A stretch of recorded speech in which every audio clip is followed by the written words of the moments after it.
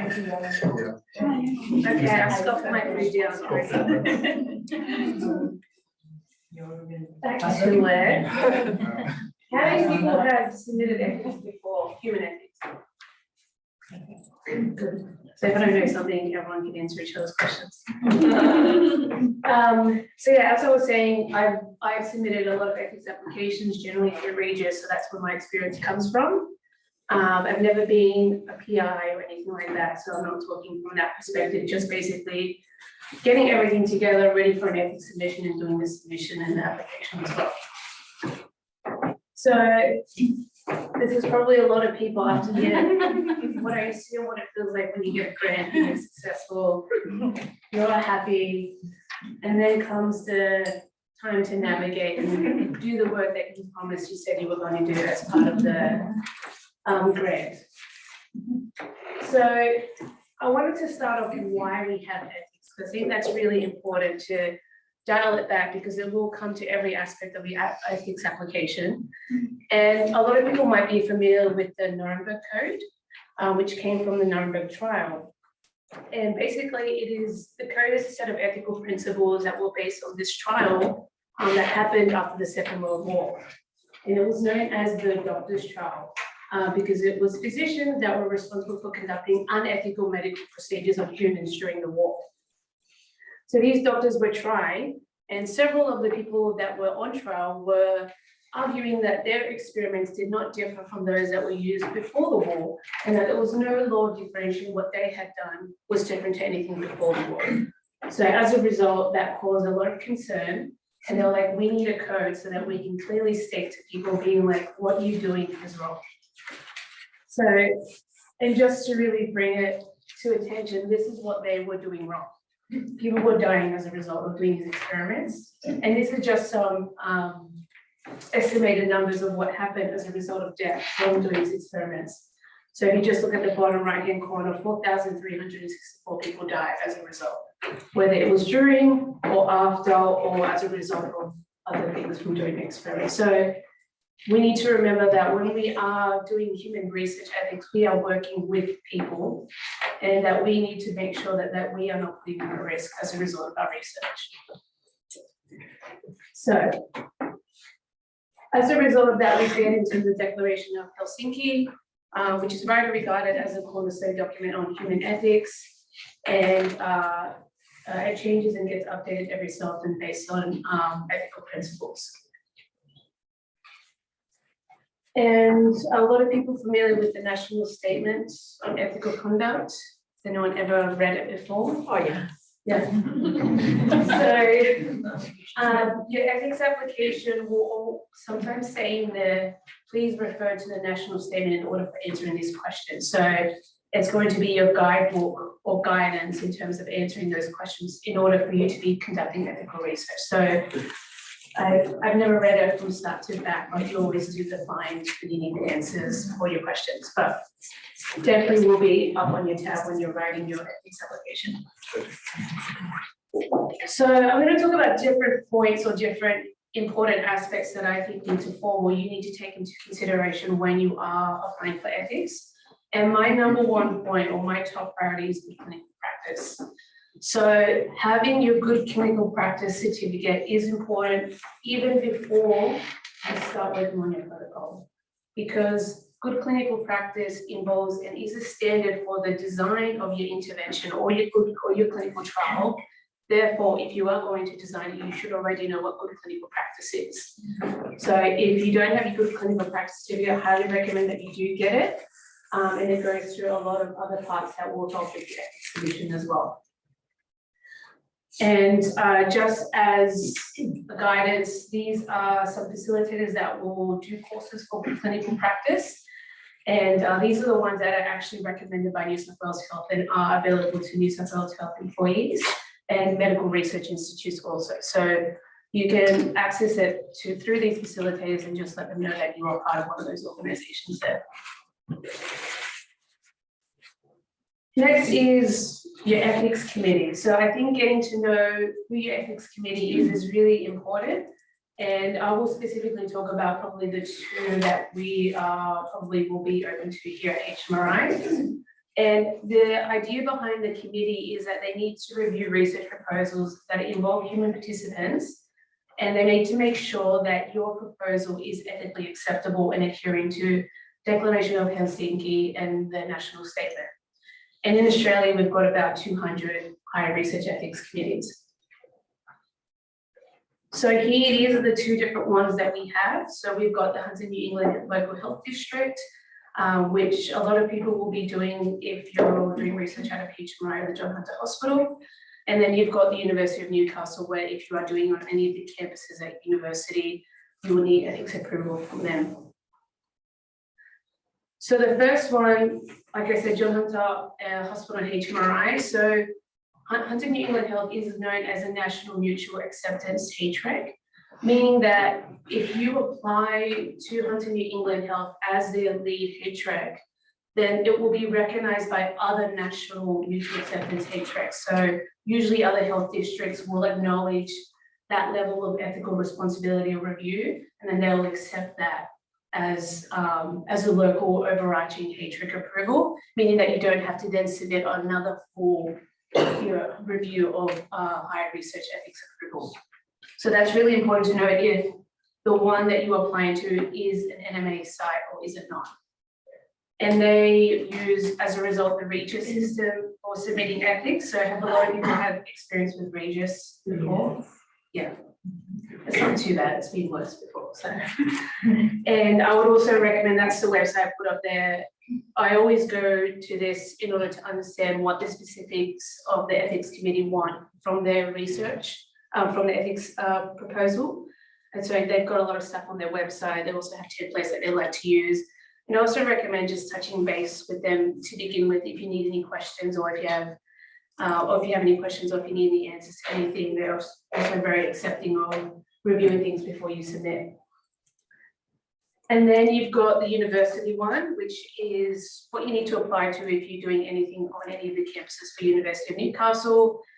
University of Newcastle is not an NMA site, so if you were to apply to University of Newcastle as your lead HREC and you wanted to do something else in a local health district somewhere else in New South Wales, you'd have to do a full application again, because non-NMAs do not aren't recognized by NMAs, and so you need to do another full HREC approval. So that's important to know, that you may have to do multiple full HREC approvals depending on if they're an NMA site or HREC committee as well. And so University of Newcastle uses RIMS as their documentation of submitting your application. A lot of people enjoyed the pleasure of RIMS before. So, yeah, no, so easy to use. And the Newcastle University obviously have their website that you can go to for more information on how to apply for ethics through them as well. So my next point I want to talk about is your protocol. So your protocol is your bread and butter of your clinical trial. You're going to refer to it constantly throughout your ethics application and also constantly throughout the clinical trial. So a lot of effort needs to go into your protocol, because it's really going to outline your objectives, your design, your methods, your stats, and how the trial is going to be organized. And usually the protocol will need to give some background information and rationale for the trial, because ethics will want to see the reasons for doing your trial. And if you don't provide that rationale, then they're going to ask for that as well. I mean, you should know your rationale for your trial. So your protocol, like I said, is a lot of effort goes into it. It takes a lot of work, but it's worth putting all the effort into your protocol before submitting. And I'm not going to go into full details of the protocol, because that could probably be a talk in itself. But what I will talk about is protocol templates. So it's recommended that when you do a protocol, you use a known template in order so you know what formula is part of the protocol. So for example, SPIRIT is one of the most well-known ones you would use for an intervention study. It outlines each of the sections that you need to introduce into your protocol, and you should adhere to that. And also when you publish, most likely there's a statement in there that this has been done according to SPIRIT guidelines or something else. Or you also have QORIC in this as well. So QORIC is used for qualitative studies. So if you're designing a protocol for qualitative studies, you should be adhering to the QORIC guidelines here. So this is a good website, equator-network.org. go there, look at the type of study design you're doing and look at what the guidelines is for the protocol and follow that, because that will give you a good starter with what it needs to be included in your protocol. Next one is informed consent. So this is a big part and will need to be part of your ethics application as a supporting document. So informed consent, when people participate in research, it should be done by choice of the participants. It should be voluntary based on sufficient information that you've provided to the participant and that they have an adequate understanding of both the proposed research and the implications of participating in it. So a lot of information needs to be given to the people who are participating in the research, because remember, we are dealing with human beings, so it's really important. And this is a point I always like to make, is that informed consent is a process, it's not a signature on a piece of paper. That's only for a part of informed consent, because the aim is that you have a mutual understanding between the researchers and the participants, the aims that requires an opportunity for participants to ask questions and for you to respond, and that you take into consideration that you can have a decision with others if they need to discuss also, if they're not fully aware of the implications of participating in research. So it is a process, and what I refer to is apparently consent can also be like making a cup of tea. I don't know if anyone's heard of that before, but a cup of tea isn't just about drinking the tea, there's the preparation of going to making the cup of tea. You know, if you drink milk with it, heating up the water, leaving the tea back in the water for a little bit, you know, there's everything that comes with it before you get someone and force them down with some tea down their mouth. So it's a process. Anyway, that is 30 Things Club. You know the video. And so also acknowledge that there's different ways to obtain consent. So it can either be orally or in writing or by other means.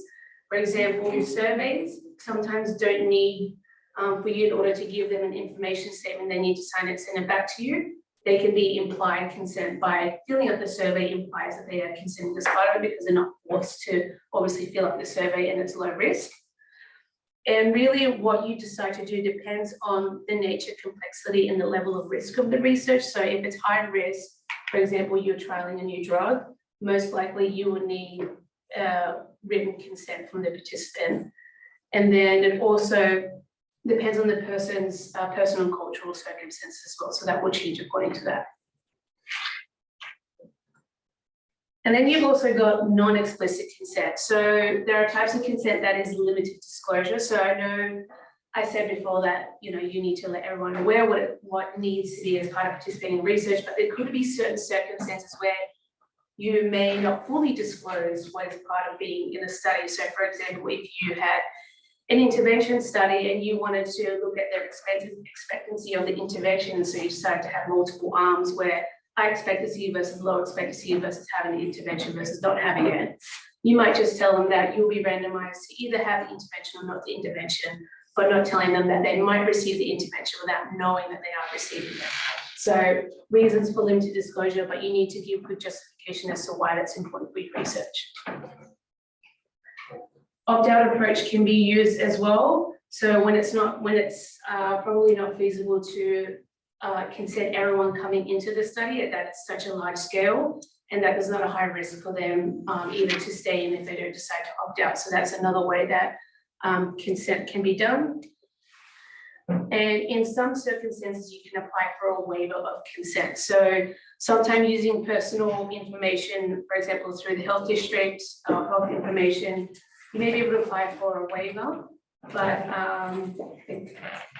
you can be for a waiver of consent. But if you are trying to get this information from a different organization or different body, you may need to get recommendations from them if it's not health or anything like that. So you need to coordinate with those organizations. Next one is a lot of favorites for people who've done recruitment before, thinking about your recruitment methods from the beginning. It is, and in my perspective, one of the most fundamental parts of success of research. It can be quite difficult. It goes up and down and plateaus for a long time. So really giving a lot of thought into what recruitment methods you're going to put into your protocol as part of your ethics application is going to be really important to how successful your research is going to be if you're going to meet your sample size.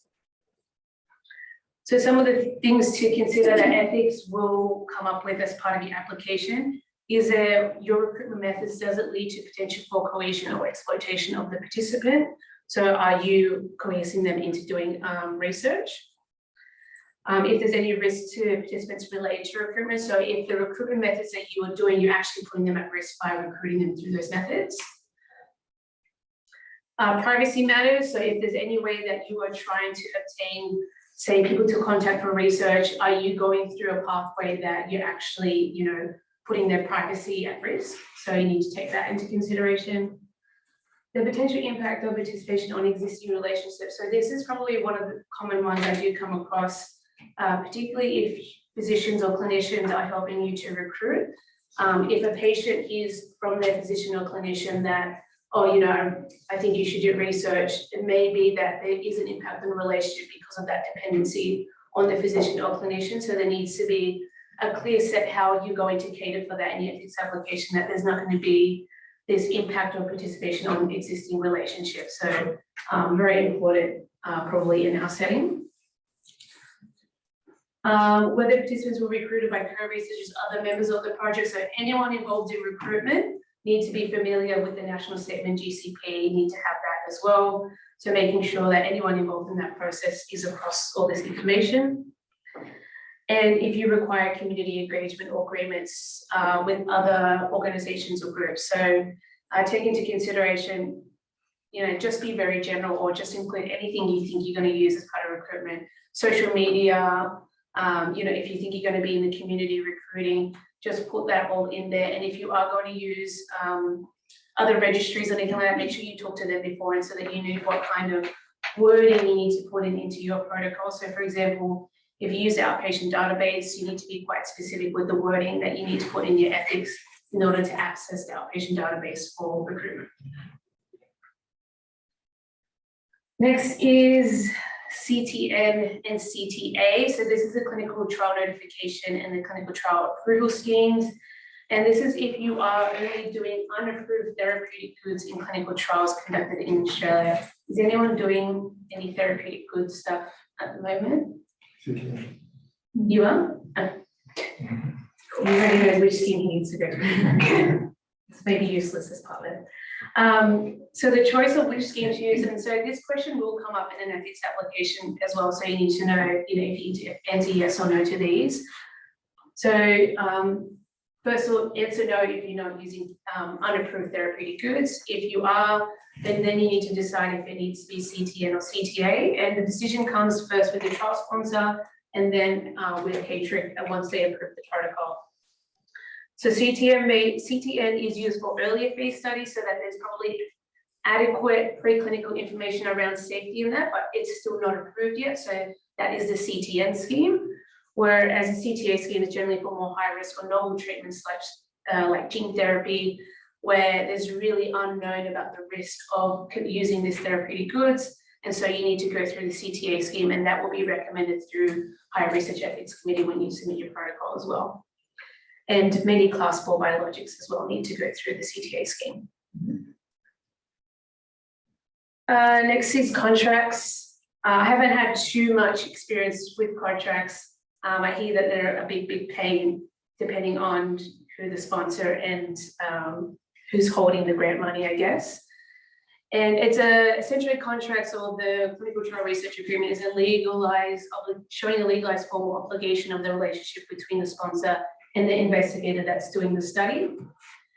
So a CTRA is needed when the sponsor is not UON or it's not Hunter New England Health District. So for example, if pharmaceutical came along and they said, they're the sponsor of the trial, then you will need an agreement between University of Newcastle or Hunter New England Health with the sponsor for you as the investigator for conducting the trial, and it stipulates payments, milestones, things like that, and you need to adhere to that agreement. And then also if the institution, the person running the research is from your or Hunter New England Health. So I hear there's a big kerfuffle with all this if the grant is held by the University of Newcastle, but if you apply to ethics at Hunter New England, they want to be the ones that initiate the CTRA, but the University of Newcastle wants to also be the ones because they're the ones holding the grant. So I don't know how that gets resolved. I know Vanessa McDonald has done it before, but I know that it's a big issue about doing that when you've got an external sponsor coming and the grant is held by University of Newcastle, but the HREC are the ones that want to sign off on it. So if you get to that issue, I don't know how to resolve it. That's other people. Next is ANZ CTR. So this is a registry that's online of clinical trials that are undertaken in Australia and New Zealand and elsewhere. And so it's not legally required, but there might be some reasons why it's really beneficial that you do this. One is certain journals will not publish your work or won't consider your trial if there's no evidence that it's been publicly registered before you enroll your first participant. So although not legally required, but I think if you want to publish in Lancet, it's probably a step you want to do. If you're publishing Lancet. And the Declaration of Helsinki has now been explicitly changed as well, so that every clinical trial must be registered in a publicly accessible database before you register your first participant as well. So if you want to adhere to those important policies, I recommend you do it. And so the types of trials that need to be registered with ANZ CTR is anything that prospectively assigns participants to one or more health-related interventions to evaluate the effects on health outcomes. And if you don't know if you should do it or not, they recommend that you just do it. And a change that has, I don't know if this is recent, but also observational studies are also accepted to be registered. So if it's not in interventional studies, they also have a way for you to register observational studies. So regardless, probably best you do it. And they recommend that you do it at the same time that you submit an ethics application as well and keep updating it. So when you're recruiting, put yes recruiting or not yet recruiting. Some people might forget to do that. Next is supporting documents. So other parts that might formulate as part of your ethics is think about this beforehand. Data collection and assessment tools. What ethics wants to see or what is very important. They want to know what is being given to participants or what is being done with the participants. So for example, if you're doing questionnaires, they're going to want to see the questionnaires. So give them the questionnaires. And then also, if you're doing qualitative studies, interview guides, they will want to see that, or moderator notes as part of the focus groups, because that's going to determine what you're going to be saying to the participants. So they want to know what words you're going to be using or what questions you're going to be asking. So they will want to see that. And also participant tools. So for example, if you're giving diaries to participants for them to log things, or if you want to give them a little card for them to put in their wallet to let them know which study they're in, those also have to go to ethics because they are being given to the participant. So they want to see what the participant is being received. So these are also supporting documents that need to be part of the ethics application. I'm almost done. So your HREC submission is done. You think it's all over. But then there's many other things that you need to think about. Safety application. So University of Newcastle, you need to submit a safety application if there's any hazards to any of the procedures that you're doing or any of the outcomes that you're assessing. At the moment, I think if it's high risk, you use TIC-Lab, if I'm correct. Otherwise, if it's not high risk, you can just submit a safety application form to safety committee, and with that you will need to also put in other documents. Governance, so site-specific approval. You can't do this until you get full HREC approval, and this is also done in Regis too. So it'll pop up there that you've got a site-specific approval application that is now ready to be formulated. I think you can formulate it in the time that you're still waiting for ethics, so you can pre-do it, and then you can submit it after you get full ethics approval. And the purpose of governance also is to ensure that the site that's doing the research is able to do the research. So you're not going to utilize too much resources. Say if you're doing it at the John Hunter, they want to make sure that what resources is needed of the John Hunter in order to conduct this study. And that's what that basically is focused for, the site-specific approval.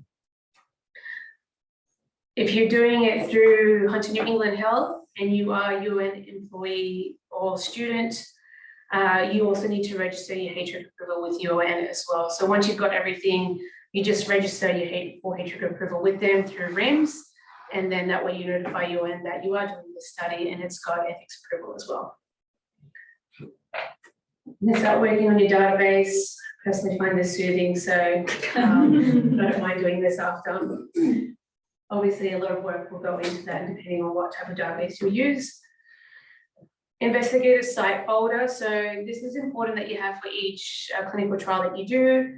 You should have a folder that has every document that you are using as part of your study. So you need to have in there every version of the informed consent that you are using, the protocol, every version of it. So all superseded versions and the most current version needs to be put into this folder there. So that if someone needs to look at the study, they can pick up that folder and they can go through it and see all the documents that formulate part of that study. And also things like delegation logs and other documents that you should be putting as part of that. So important that you do have an investigator site folder. And this is different to a folder which you might hold demographics from participants. You want to keep that separate. And then if you're doing study here at HMRI, if you're going to use a clinical trial facility, you will need, after your HREC approval and governance, you will need to apply for access to use the clinical trial facility. They have their own process where they also want to see everything that you've submitted and want to make sure that it's safe for you to do so. So don't just assume that you would have quick access to the clinical trial facilities. They have their own application process as part of that too. And that's it.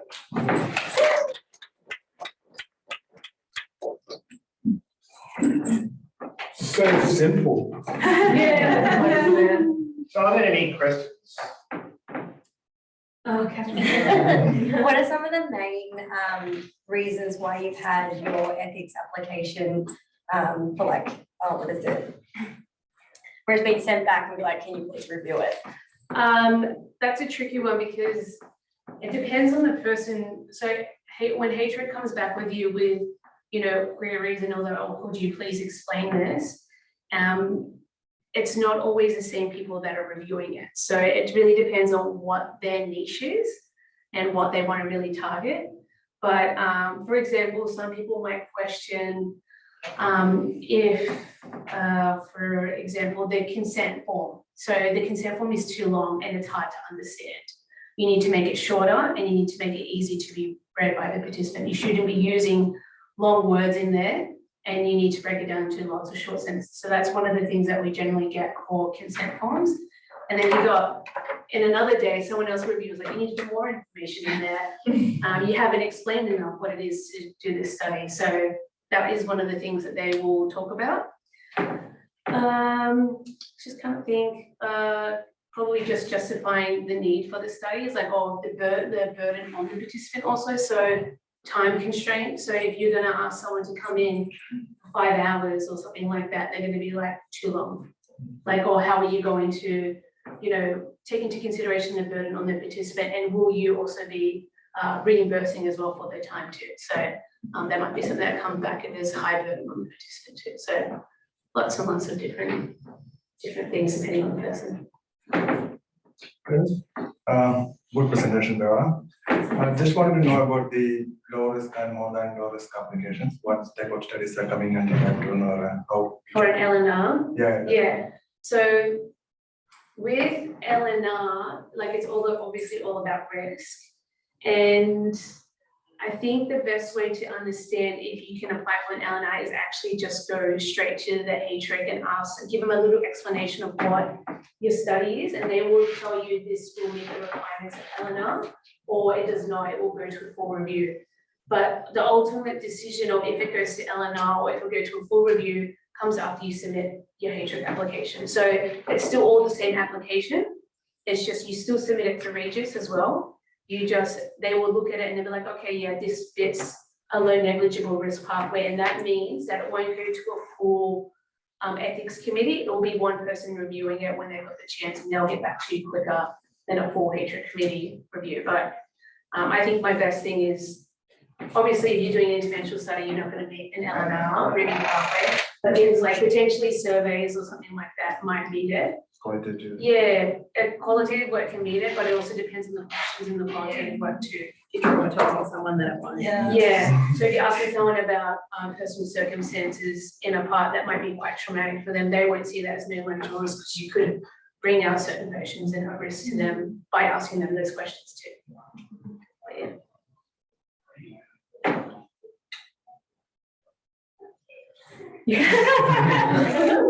Have you ever had it when you talked about the example of the two people that give conflicting information? Do you have to then like escalate that to someone and be like, hey, we made the amendments that you suggested. However, you've come back with this.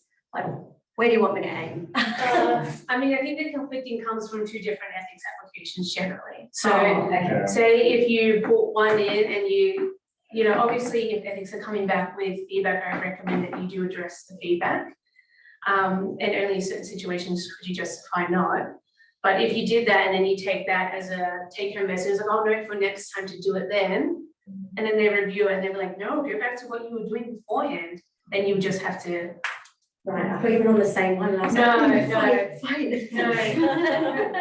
Because the community will come together as one group and then they'll talk about it and everything like that, and then they'll decide what kind of comments need to come back to you. So yeah, it's just kind of standard out of the meeting. The community membership changes over time too, so Yeah, what you put in 3 years ago may no longer be the yeah, even though you have approval to do what they yeah, approve, then studying again is Yeah. not the same. The committee has a certain type of makeup as well, like it Yeah. has to have a lay person, Yeah. yeah, like that. yeah, Community, yeah. and gender balanced and everything like that too. Have you ever had one go straight through with no changes or complaints? Yours, yes, no, I haven't. So maybe I'm not the person to do this talk. I don't know if anyone has. No, it's rare, yeah. Yeah, Is it possible? I don't think so. I actually don't think so, no. No, they're there to build. But we need them, obviously. That's the big start of my presentation. We don't want to take the responsibility. No, we don't. Thanks very much, No Paola. worries. Learn at lunch the last Thursday of next month, so I think it's back here. Yeah, okay, I forget what day it is. Yeah, but it's the last Thursday, so Yeah. it's worth that. I think that's